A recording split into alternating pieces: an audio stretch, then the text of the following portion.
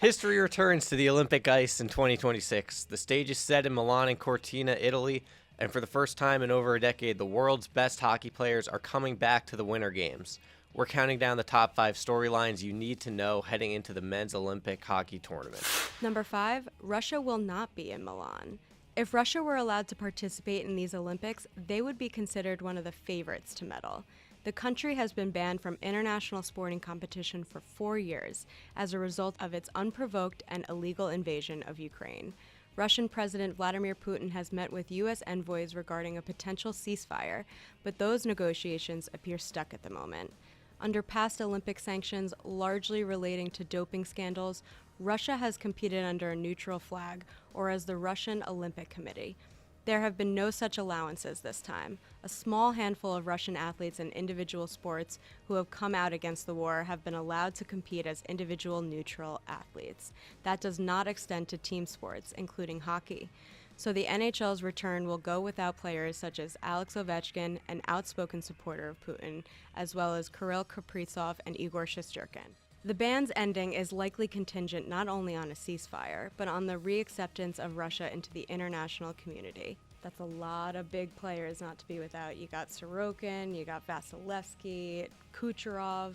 It's a lot of big talent that will be missing from this Olympic tournament. Yeah, and it is a little bit of a what if, right? Like you said, if Russia was in this tournament, they would probably be up there with the United States, with Canada as a potential gold medal favorite. So, not to get to see that, it is a little bit of a question mark. Number 4, can the other nations break through?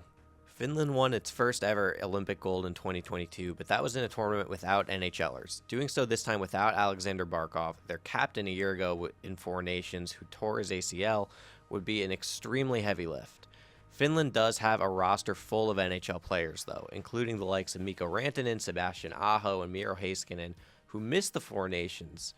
Sweden, who placed third in Four Nations a year ago, should be right in the mix with the U.S. and Canada, with William Nylander, Rasmus Dahlin, and Mika Zibanejad headlining a star-studded core. The Swedes do have a best-on-best title, which came in 2006 on Italian soil when they took Olympic gold in Turin. The likes of Switzerland, Slovakia, and Czechia, the latter of which won world championships in 2024, could cause some surprises as well. Mollie, just of those nations, who do you think is most likely to make some noise?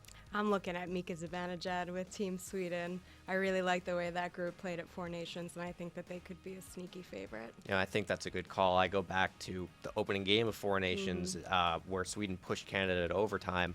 And had that gone a little bit differently, Sweden could have ended up in the championship game there. Number 3, U.S.-Canada rivalry renewed on the biggest stage. The greatest rivalry in hockey is back on the grandest stage of all. Canada versus USA will be back on our television screens this February. Canada leads the all-time series 10-4-2 with 3 ties and 19 matchups in the Olympics versus the United States. The two sides split games in the Four Nations last year, though Connor McDavid's overtime goal in the championship game moved bragging rights north of the border. The two teams won't meet in the group stage, but everyone is holding their breath for an eventual knockout round match that would represent the biggest game in the history of this storied rivalry. Number 2, the state of the Olympic hockey facilities. Milan Santa Giulia Ice Hockey Arena, the primary venue for the men's tournament, has come under intense scrutiny as the games have drawn close. Construction issues and delays meant that the test event was pushed back to last month, and the arena was still incomplete as of then. The capacity will be approximately 3,000 seats under the 14,000 it was meant to be. The luxury suites are incomplete. Food will need to be sold outside the arena instead of in the concourse, and the construction of 14 dressing rooms is going to come down to the wire.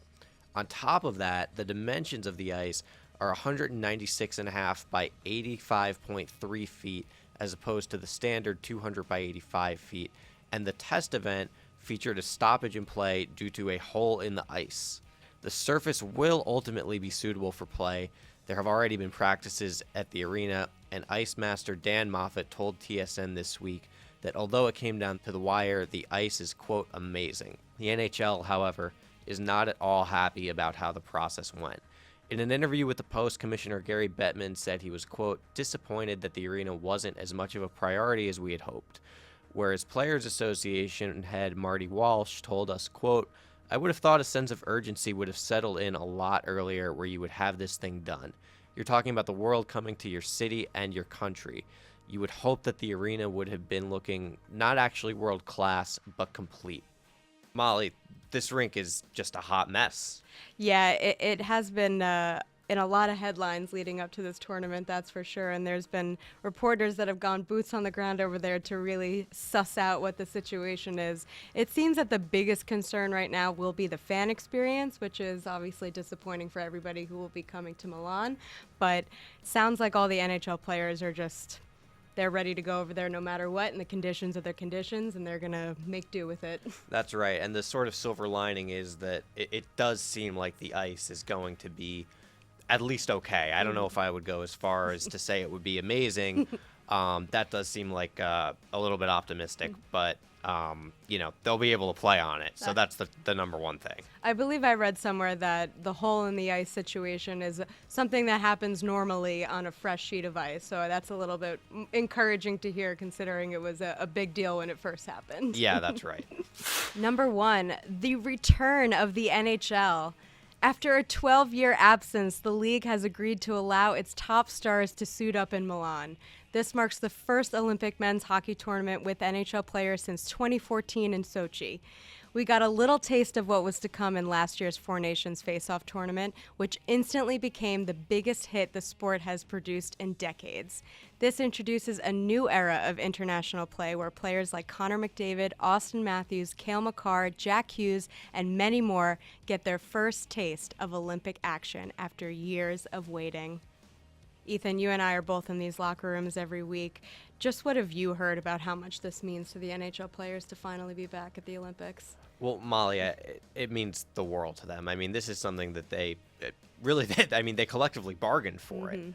And talking to guys like Bo Horvat before he was named to Team Canada was telling anyone who would listen that if he had to fetch water bottles to be on this Olympic team, he would have been happy to do it. These guys grew up watching NHL players in the Olympics and then sort of got that taken away from them these last two cycles. And they have been wanting and shouting about it for really 12 years to anyone who will listen, that this is all they want to do. They want to go to the Olympics. They want to represent their countries. They want to have a chance to win gold. I think there was a lot of uncertainty surrounding the Four Nations tournament and what the product would look like and if it would do numbers on television. But I think the only people that had actual concerns were people that have never watched hockey before or talked to hockey players, because anybody knows that international play means so much to these NHL players, and the fact that they have been deprived of getting that opportunity for so long, it's going to be real good quality hockey out there. Right, and I remember Connor McDavid saying after one of those games at Four Nations, some people thought this was going to be like an all-star game and the players weren't going to take it so seriously, and no, they were going full bore as if this was Game 7 of the Stanley Cup Final, and I don't know about you, but I've never sort of seen hockey played at that level that we saw it a year ago, and that's what makes this so exciting. It was a new brand of hockey, I would say, and it's going to be very fun to watch. And that's our top 5 storylines you need to know for this year's tournament in Milan. Stay tuned for more Olympic coverage, as Molly and I will have you covered all throughout the Winter Games. For more, head over to the New York Post Sports YouTube page and read our coverage at newyorkpost.com/sports.